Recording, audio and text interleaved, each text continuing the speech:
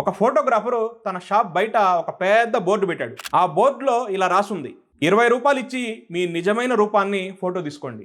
30 రూపాయలు ఇచ్చి మీరు మీ గురించి ఎలా అనుకుంటున్నారో అలా ఫోటో తీసుకోండి. 50 రూపాయలు ఇచ్చి మీరు ఇతరులకు ఎలా కనిపించాలనుకుంటున్నారో అలా ఫోటో తీసుకోండి. ఆ విధంగా బోర్డులో రాసి పెట్టాడు. ప్రతిరోజు చాలా మంది వచ్చి ఫోటోలు తీసుకునేవాళ్ళు.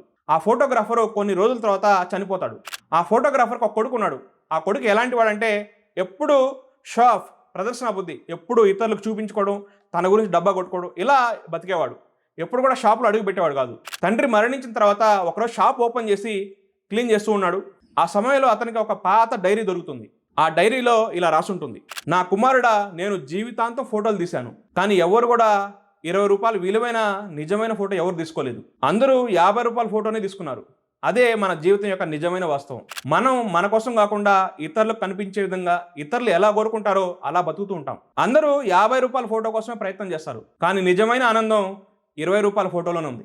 ఈ కథలో నీతి ఏంటంటే మన నిజమైన క్యారెక్టర్, మన ఒరిజినాలిటీ ఏదుందో దాని మీద బతకాలి. ఇతరులను ఇంప్రెస్ చేయడం కోసం, వాళ్ళ కోసం, వీళ్ళ కోసం మన ఒరిజినాలిటీని చంపుకొని వాళ్ళకి నచ్చిన విధంగా బతుకుతుంటాం. దీంట్లో ఆనందం ఉండదు. ఈ రోజుల్లో చాలామంది వాళ్ళని ఇంప్రెస్ చేయడం కోసం, వీళ్ళని ఇంప్రెస్ చేయడం కోసం అప్పులు చేసి బిల్డప్గా బతుకుతూ ఉంటారు. దానివల్ల నువ్వు అప్పులు పాలవుతావు, కానీ ఏం లాభం ఉండదు. ఈ వీడియో గురించి తప్పకుండా మీరు కామెంట్ చేయండి, ఈ వీడియో లైక్ చేయండి, షేర్ చేయండి.